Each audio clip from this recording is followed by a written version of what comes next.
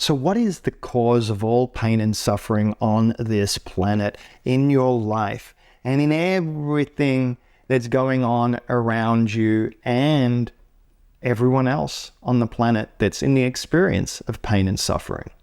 It's very, very simple, and it can be reduced down to one main concept. Now, if you don't already know, I like to simplify everything down to its bare, simplest form for a number of reasons. Number one is because when you do that, it makes everything so much more easier to interact with and to utilize, to dissect your life, and to actually start creating the transformation and the changes that you want to. So the concept is very simple. In this world, there are two dynamics, love and non-love. Some people like to say love versus fear. Doesn't really matter, because all non-love technically is fear, and all fear is technically not of love. So they're one and the same. So any time that a human being experiences non-love, whether it's internally through their own thoughts and their own processes, okay, or externally from outside sources, that is going to cause some form of pain and suffering. To what degree depends on a lot of different factors, but the point is that non-love hurts, and non-love goes against the grain of all of creation, because the foundation of all of creation is unconditional love. And I always say and use the same example of that innocent newborn baby, right? It doesn't know judgment. It doesn't know criticism. It doesn't think that you're ugly. It doesn't think that you're good looking. It doesn't discriminate based on your color. It's the same as animals. Animals are the same, especially closer to being a puppy. If it's a dog, or a kitten, if it's a cat, the closer that animals and creatures are to being newborn, they don't have the conditioning, they don't have the programming, they don't have all the clutter that we gather throughout our lives that aren't even our own, that condition us to think and feel and interact in this world in a certain way. And it's all programs. So all pain and suffering on this planet is created by when any individual chooses fear or non-love over love. It's what causes aging.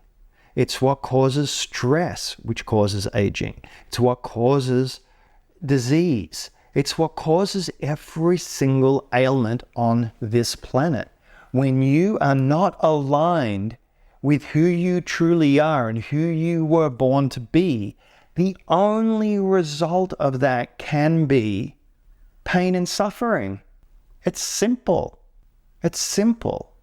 Now, let's add to that a little bit, okay?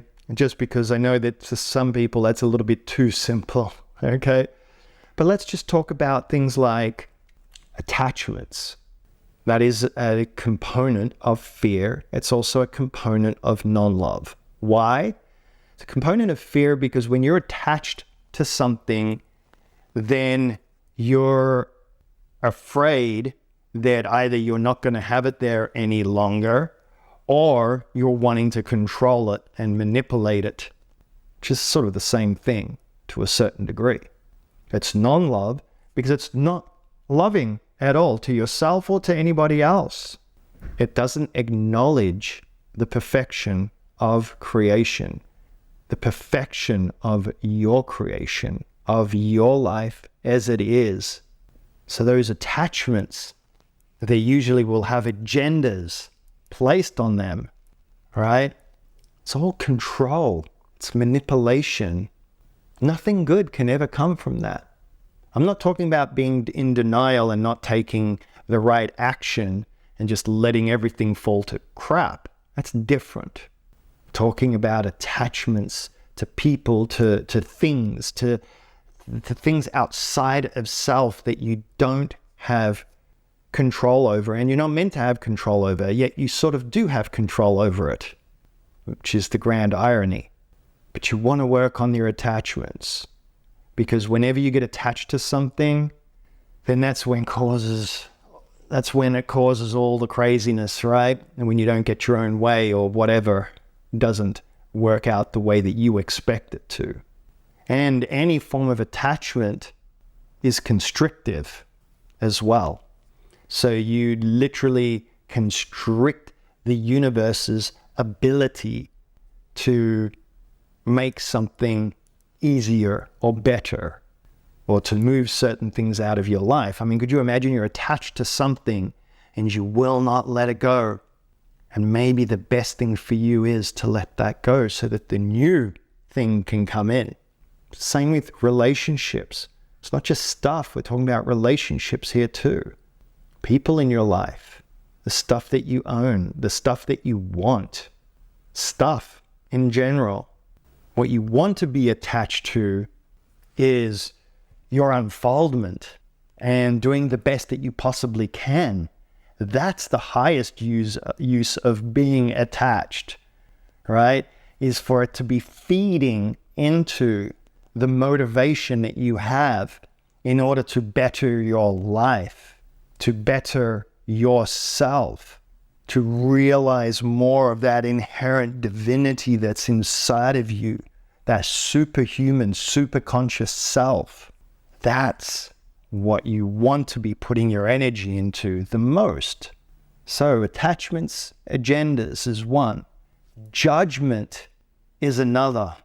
Judging, criticizing any form of an opinion that's negative in nature is going to cause you pain and suffering, especially when you're not looking at that circumstance or situation or whatever it happens to be that you're judging, or that person that you're judging, when you're not putting the focus and the mirrors back on you. All judgment is condemnation. It's the closest thing that you can define as being evil. Some people would say hatred is evil, but hatred comes from judgment. So judgment is really the source of hatred. And if you think about it, it's your judgment of certain circumstances and situations that also create an attachment to it. So judgment actually cuts deeper. It's why you always want to be the open book. No matter what anybody does in the world, no matter how they do it, no matter what their intention is, no matter how good or how bad it is, it should never affect you. It should never allow you to forget the fact that that individual is an aspect of you, that that individual has had certain life experiences that have led them to that outcome and to act in that way, regardless of how heinous or criminal the act would be. And that no one's truly a victim either. So anybody that was victimized by them also created it for a reason. And each person needs to be honest about that. But when you judge something as being good or bad, you're now lumping your experiences into these categories. You're actually fostering separation. And when you start associating negativity, whether it's emotional or mental, it's irrelevant. What's it going to do to you? It's going to pull you down. So judgment, it's an evil, evil trap. So we had attachments and agendas. We have judgment and let's just say hatred. And then the last one is lack of responsibility. When you can't be accountable and you cannot be responsible, then you're a victim for your creations. Then you're a victim. And if you're a victim, then how can you fix it? How can you transcend it? How can you overcome it? It's not possible. It's impossible. Victim consciousness is any time that you blame the outside world for a circumstance or situation, or should I say not even outside world, anything outside of self, because some people blame God, some people blame the universe. Any blame is just really pathetic at the end of the day, because you literally render yourself powerless, and you don't want to be rendered powerless. You know, a lot of people talk about this sort of stuff in success type courses and mindset courses. You got to be responsible. The thing is that people will take responsibility for it, but they won't literally take responsibility for it as if they fully created that circumstance or situation in their life. And that's the degree that I tell you to take it, because I'm all about you becoming superhuman. I'm all about you realizing your fullest and highest possible potential on this planet. And so if you don't hold yourself as that, in other words, if you don't hold yourself as God in your life, then how the heck are you going to be able to, as God, transform and recreate your reality the way it was intended to be and that it should be? How are you going to remove the clutter and all the things that are limiting you and holding you back from your ultimate life? It's not possible if you think that you're this when you're really this. And science has already proven all this stuff, that your thoughts create your reality, etc., etc., etc. You don't even need the science to explain the fact that we've all been conditioned, and that every single thing you've been conditioned with since birth has come from external, outside sources. And all of those external, outside sources all have their own opinions, thoughts, and everything that they believed came from their experiences and their perception of reality. Who's to say that's right or wrong? I can't say that, but I will say this, that if you're not living at 100% in all areas of your life, then you have something to gain. You have something there to learn. You have something there to achieve and to accomplish and to grow into. And why wouldn't you want to? But you have to stop hurting and harming yourself. All pain and suffering is as a result of not aligning with who you truly are and who you were born to be. My spiritual master used to actually say all pain is resistance to God. And you can interchangeably use that word God with your superconscious, with the way things are meant to be, the quantum field, the oneness. It really doesn't matter. What matters is what is going on inside of you and what is preventing you from achieving and accomplishing that which you truly want to achieve and accomplish.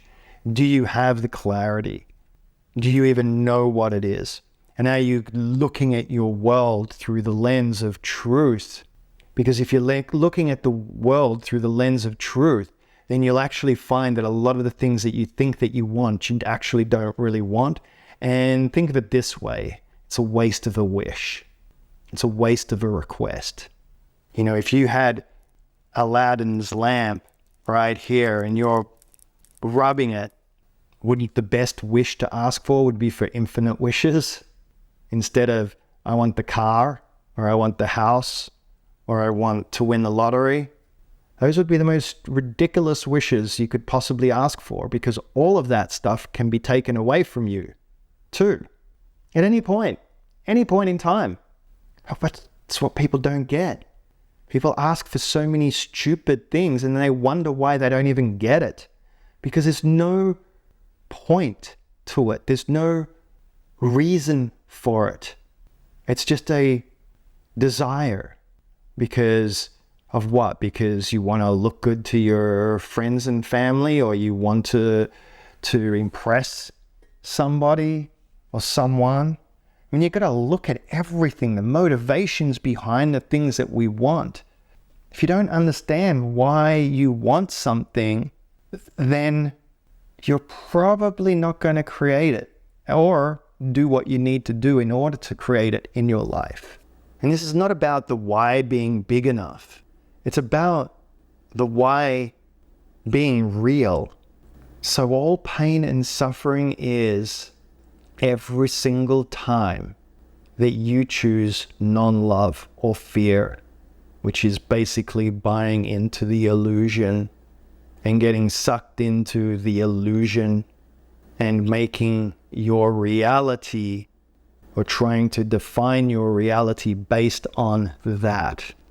That is the recipe for pain and suffering and all hurt and all manipulation and all deceit and all lies. And that's the reason why everything out here is falling apart, because it's on a very, very unstable and shaky foundation. So anyway, I hope you enjoyed that. Bye.